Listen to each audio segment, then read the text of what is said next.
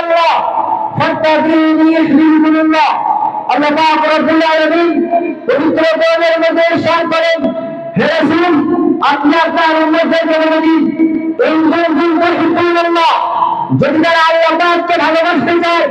আল্লাহ পাক রব্বুল আলামিনকে পেতে চায় ফাত্তাবিউনি ইউহিব্বুকুমুল্লাহ তাহলে আপনি যদি আপনাকে মহব্বত করে আপনাকে ভালোবাসে যদি আপনাকে মহব্বত করে আপনাকে ভালোবাসে তাহলে ইউহিব্বুকুমুল্লাহ আল্লাহ পাককে ভালোবাসা হয়ে যাবে আর যিনি আল্লাহ পাককে ভালোবাসবেন ইয়াগফির লাকুম যুনুবাকুম ওয়াল্লাহু গফুরুর রহিম আল্লাহ পাক রব্বুল আলামিন বলে দিলেন যারা আপনাকে ভালোবাসবে তারা যেন আমি আল্লাহ পাককে ভালোবাসলো আর যারা আল্লাহ পাককে ভালোবাসলো